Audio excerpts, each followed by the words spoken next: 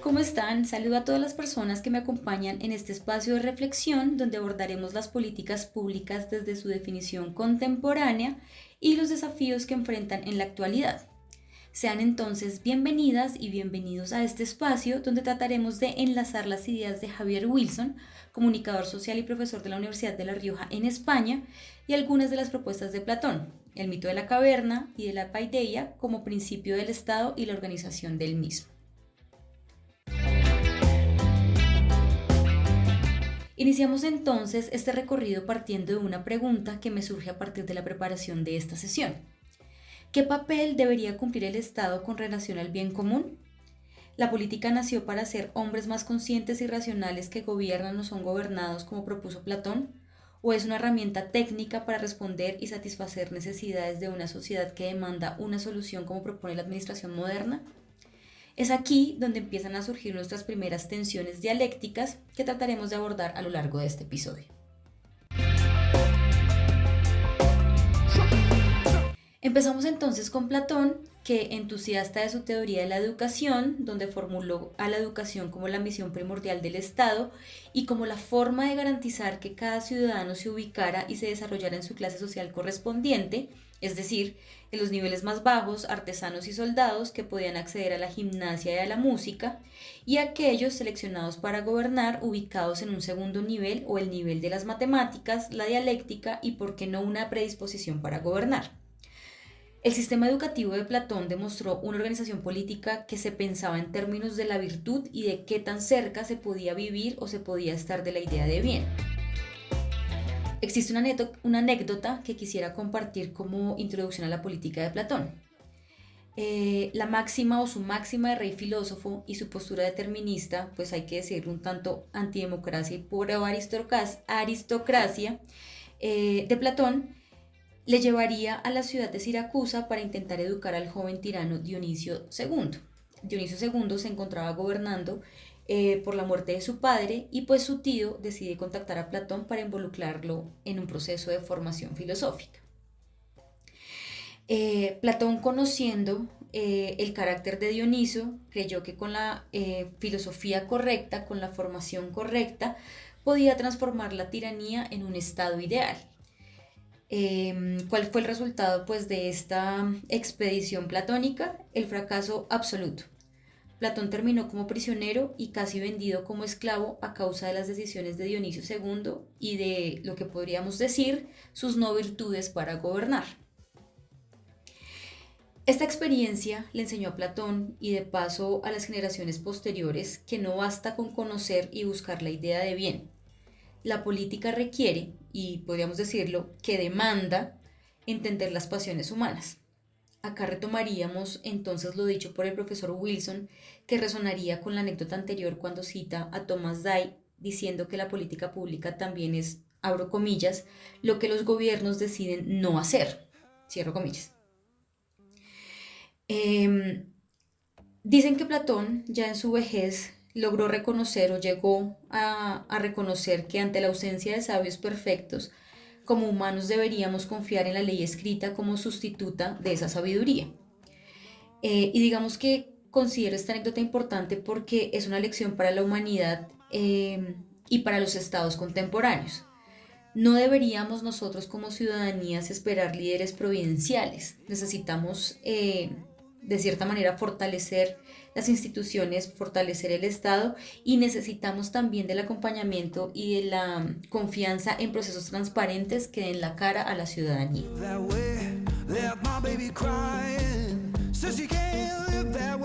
Acá cabe entonces empezar a definir lo que debería ser una política pública y cómo el Estado debería asumirla. El profesor Javier Wilson hace una revisión de los conceptos contemporáneos de política pública. Digamos que las definiciones coinciden en que las políticas públicas son decisiones y acciones que deberían estar encaminadas a modificar, a transformar, a satisfacer las necesidades de un conjunto o de un sector de la población. Además, las definiciones convergen en que el fin último de las políticas públicas debería ser el bienestar o el bien común. Hay que resaltar algo: si bien las necesidades parten de un sector, parten de una fracción de la comunidad, parten de una fracción de la sociedad, estas necesidades deberían ser capaces de garantizar de manera transversal el bien común de todas las comunidades, de todas las personas que hacemos parte de la ciudadanía.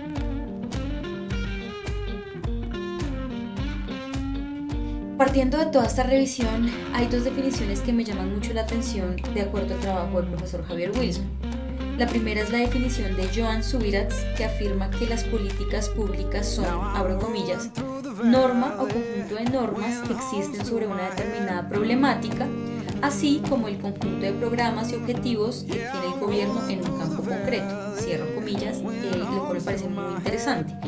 Y por otro lado, la definición de Oslak y O'Donnell, que asumen las políticas públicas como un conjunto de acciones, pero también de omisiones que manifiestan una modalidad de intervención del Estado frente a temas que interesan a la sociedad civil. A partir de todo esto, digamos que empezamos a adentrarnos en un camino en el que las políticas públicas no son solo acciones, también son las normas que existen, son las maneras en que el Estado aborda temas complejos como la educación, como la pobreza, como la salud. Pero también, más allá de todo esto, son los silencios y las omisiones frente al cumplimiento de acuerdos, frente a los planes de gobierno, frente a las deudas históricas. Acá entonces vemos cómo las políticas públicas no se limitan a un intento de satisfacer las necesidades de un grupo o de un sector de la población. Las políticas públicas, como lo expresa el profesor Javier, demandan también la organización social, la visibilización de necesidades sociales y pues a partir de esa visibilización, la inclusión de dichas necesidades en las agendas de los gobiernos.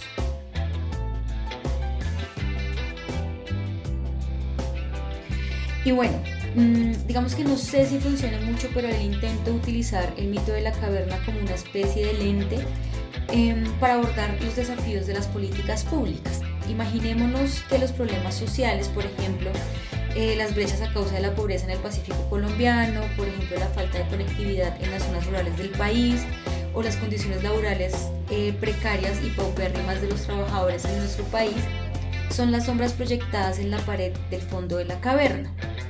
Los ciudadanos, a menudo encadenados por la falta de información, por ya la cotidianidad, por la manipulación mediática, podemos confundir estas sombras con la realidad total, única y de cierta manera hasta estática, que no la podemos modificar.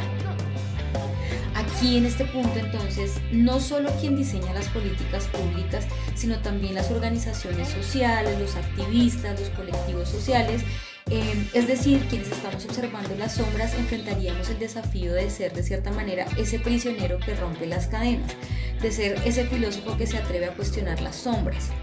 El proceso de reconocimiento, de visibilización de las necesidades, digamos que sería ese trayecto desconocido y difícil que atravesaríamos hasta alcanzar la salida de la caverna.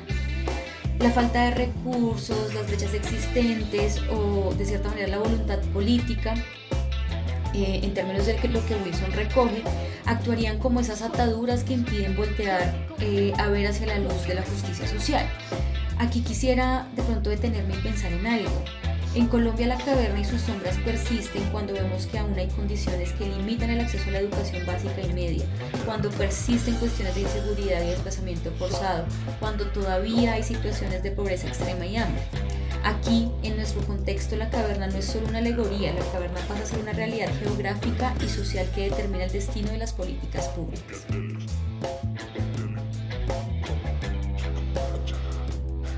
Esto da paso para adentrarnos un poco en el terreno de las contradicciones. Volviendo un poco a Platón, resulta que desde su perspectiva del mundo propuso una organización estrictamente jerarquizada con base en el mito de las aleaciones. ¿Y pues en qué consistía? A grandes rasgos y de cierta manera, de una manera muy superflua, pues digamos que el oro correspondía a los gobernantes, la plata a los guardianes o soldados y el bronce para los productores o artesanos. Esta visión desde la definición de la política pública que nos brinda el profesor Javier Wilson puede ser, digamos, un poco contraria a la democracia y un poco estática también, pues desde la revisión de las definiciones El profesor Javier Wilson enfatizaría mucho en que las decisiones del gobierno deben incorporar la opinión, deben incorporar la participación de los ciudadanos y las ciudadanas, colocando al ciudadano o la ciudadanía per se en el centro. En este punto entonces estamos transitando desde una ciudadanía estática y donde el rey filósofo es quien decide y actúa desde la perspectiva platónica a una ciudadanía que depende de la movilización social para visibilizar sus necesidades como lo plantea el profesor Javier Wilson.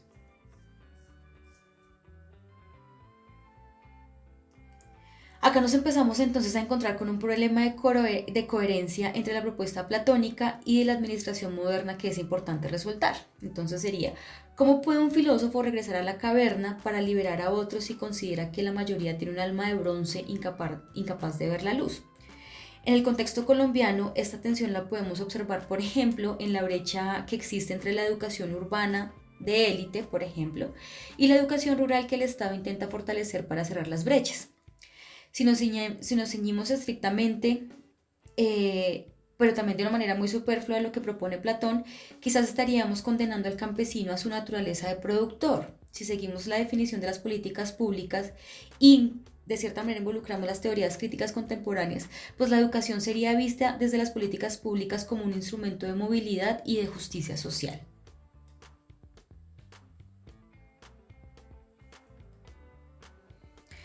Entonces, ¿cómo podemos solucionar estas tensiones? La verdad, no lo sé. Sin embargo, podemos intentar incluir la educación en todos sus niveles, es decir, desde la primera infancia, la educación básica, media y superior, como un derecho universal y no como un privilegio para los ciudadanos con alma de oro, volviendo a retomar el mito de las aleaciones.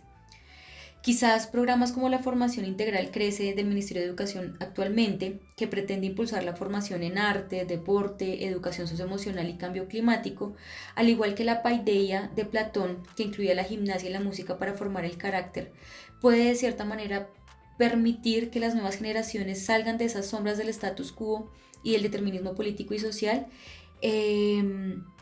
y que alcancemos de cierta manera una organización de Estado, una organización política y una organización del sistema educativo más justa. Y pues acá es importante que seamos sinceros y sinceras. Las soluciones no pueden ser solo técnicas y en términos de suplir necesidades o de acciones que no sean sistemáticas y de seguimiento en los territorios. El compromiso ético de quien educa de regresar a esa caverna, digamos, para acompañar el desarrollo de los niños, de las niñas y de los adolescentes en los territorios más vulnerables que están rodeados de esas sombras, debe ser un imperativo del rol docente. Claro y obviamente que debería ser así. Pero también no hay que olvidar que las verdaderas políticas públicas, como dice Graglia, citado por Wilson, son esas herramientas del Estado al servicio de la sociedad para alcanzar el bien común. No son una forma del Estado al servicio del gobierno de turno, no son una forma del Estado para conservar, como lo hacían los sofistas, el estado de poder o de éxito. En el caso de la educación, las políticas públicas deben ser estrategias, no solo acciones, encaminadas a una solución real de las necesidades de las comunidades, por ejemplo, como la mitigación de las barreras de acceso y permanencia o la educación como un derecho universal en todos los niveles, como lo dijimos antes. Y acá me permito retomar lo de las omisiones que me llamó la atención y que nombré antes. Estas omisiones como políticas públicas desde el Estado suelen ser muchísimas, sobre todo con relación a las situaciones percibidas como insatisfactorias o problemáticas en ámbitos como la salud, la educación, la pobreza, el territorio y la paz. Y lo más triste o lo que más preocupa es que muchas veces estas omisiones son una decisión, se convierten en una política de Estado.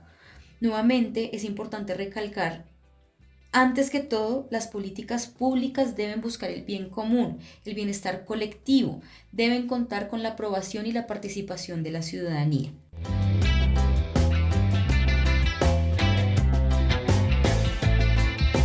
Acá es donde convergen Platón y las políticas públicas contemporáneas, pero también a la vez se distancian. La búsqueda del bien común y de la felicidad son funciones del Estado, según Platón. Sin embargo, Platón lo propone desde una perspectiva estática donde cada ciudadano, como forma de justicia, debe cumplir con el rol asignado a su clase sin opción de movilidad. Acá digamos que aclaro que es una interpretación mía un tanto superficial, pero que me parece que ilustra muy bien lo que podríamos consolidar ahora como la meritocracia y la teoría del hábitos de Bourdieu. Mientras que por su parte la concepción contemporánea de las políticas públicas pues colocaría a la ciudadanía en el centro de todo y le brindaría un papel relevante a quienes formamos parte de estas comunidades.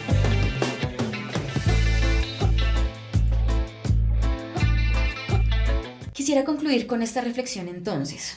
Platón advirtió desde su postura pro aristocracia, digamos, en defensa de la aristocracia y un poco antidemocracia, que de la extrema libertad surgiría la mayor esclavitud cuando la democracia degeneraría en demagogia. El desafío que tenemos como ciudadanas y ciudadanos es evitar que esa degeneración exista mediante la auditoría, pero también mediante la participación constante en los procesos del Estado para que no solo se proponga y se piense el país desde la ventana del edificio donde se encuentran los gobernantes, que no se piense solo desde el privilegio de la formación académica, sino que realmente asuman quienes nos gobiernan, si nos paramos desde el mito de la caverna y desde la organización del Estado platónica, ese rol de filósofos para transitar el camino hacia la luz y llevar esa luz, llevar esa transformación, llevar ese conocimiento al mundo de las sombras. Siento que desde esta perspectiva las políticas públicas son ese puente entre las sombras de la necesidad social y la luz o el fuego de la justicia. Yo de verdad aún no logro definir desde mi perspectiva si necesitamos o no necesitamos reyes filósofos, si la aristocracia es mejor que la democracia, pero lo que sí es seguro y lo que sí tengo claro es que necesitamos administradores estatales con ética de filósofos, que logren entender que sus conocimientos les dan también la obligación moral de retornar a las regiones marginadas y de transformar esas realidades. Porque pues al final del día, como lo decía Platón, buscando el bien de nuestros semejantes, encontramos el nuestro.